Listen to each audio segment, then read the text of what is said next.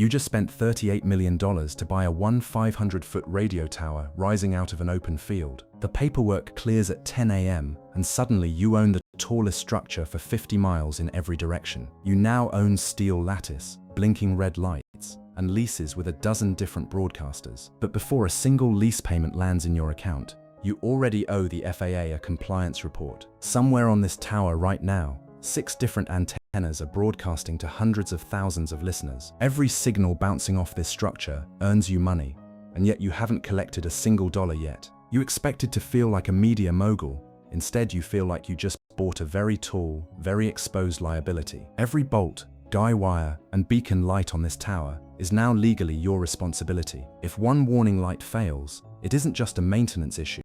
It's a federal violation with your name attached. So what does it actually take to own, maintain, and profit from a radio tower? Let's find out. A radio tower isn't really a broadcasting business. It's vertical real estate rented out by the foot. Towers exist because radio waves travel farther and clearer the higher up they start. Radio and TV stations lease space on your tower because building their own would cost far more. Cell phone carriers lease space too, mounting small dish antennas near the top for wireless coverage. Your tower has an FCC license tied to it, a legal registration that allows broadcasting from this exact location. Without that license, none of your tenants can legally transmit a single signal from your structure. Tenants are the actual business here, not listeners. You never sell to the public directly. Each tenant pays you a monthly rent simply for the right to mount their equipment at a certain height. The higher up the antenna, the more it costs, because height is your most valuable asset. Guy wires anchored deep into the ground keep your tower standing straight against powerful wind loads. Red aviation lights blink constantly at the top, a legal requirement so aircraft can see the structure at night. In short, you didn't just buy a tower, you bought a landlord business 300 feet in the sky. The $38 million purchase price covers the tower structure, the land beneath it, and all existing tenant leases. On top of that, plan for another $3 million in legal fees, title searches, and lease assignment paperwork. The FCC and FAA both require you to formally register as the new tower owner before operations continue. That registration process alone can take 2 to 4 months, involving structural certifications most buyers overlook. You'll also need $2.5 million set aside for deferred maintenance the previous owner never got around to. Corrosion on guy wires and loose bolts are common surprises inspectors find on towers this old. Insurance for a structure this tall and this exposed to lightning can cost $800,000 a year on its own. You'll inherit existing tenant contracts, some locked in at below-market rates for another decade. A structural engineering survey alone costs $200,000, and you'll want one before signing anything. Working capital to cover your first 90 days of operations adds another $500,000 to the total. By the time everything settles, your $38 million purchase has quietly become a $45 million commitment. That's before you've collected a single month of rent from a single tenant. Your first morning as a tower owner starts at 5 a.m.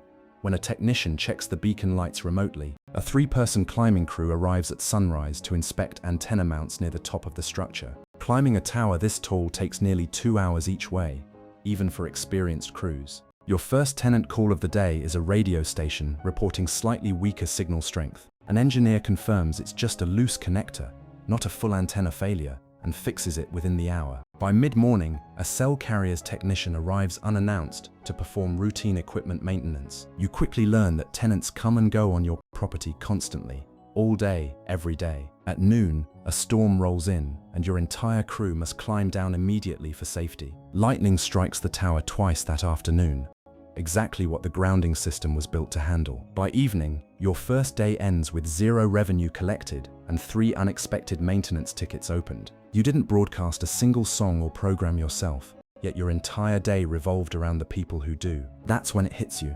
You're not in the radio business, you're in the real estate business. Your tower makes money almost entirely through monthly rent charged to each broadcasting or wireless tenant. A small FM radio station might pay $4,000 a month for a modest antenna position. A major TV broadcaster near the very top might pay $25,000 a month for premium height and visibility. A cell carrier typically pays $2,500 to $3,500 per month per antenna array mounted on the structure.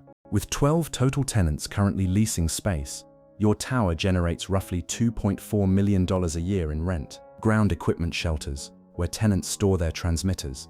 Add another $180,000 a year in additional fees. But maintaining a 900-foot steel structure is nowhere near as passive as it sounds. Structural inspections required every few years cost around $150,000 each time they're performed. Painting the tower to meet FAA visibility standards costs roughly $220,000 every 7 years. Insurance premiums alone take $800,000 out of your annual revenue, covering liability and storm damage. Property taxes on the tower and surrounding land run about $95,000 a year. Emergency repairs, especially after severe weather, average $110,000 a year across a typical tower portfolio.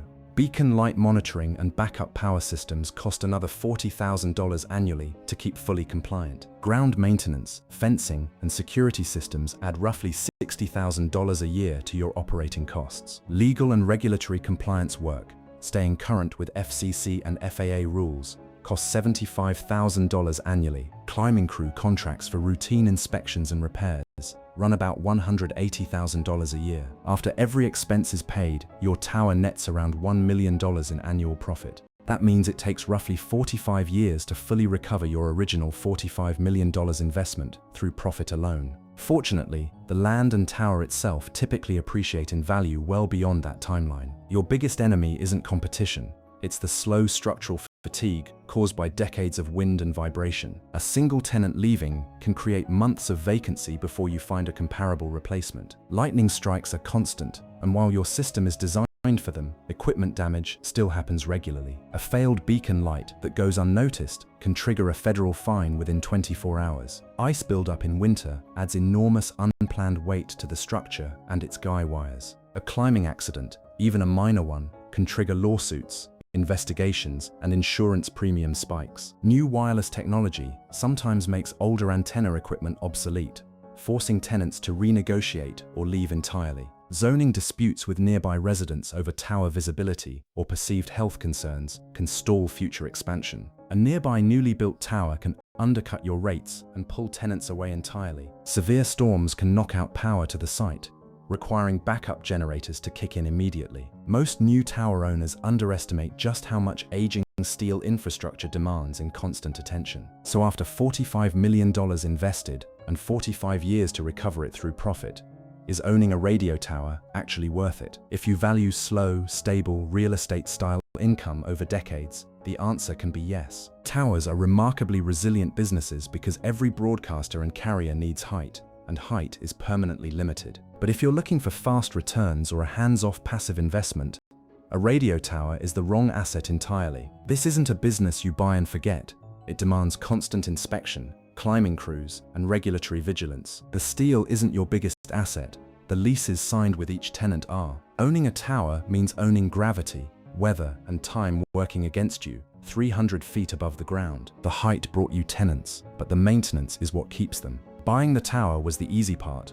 Keeping every antenna online for the next 50 years is the real job.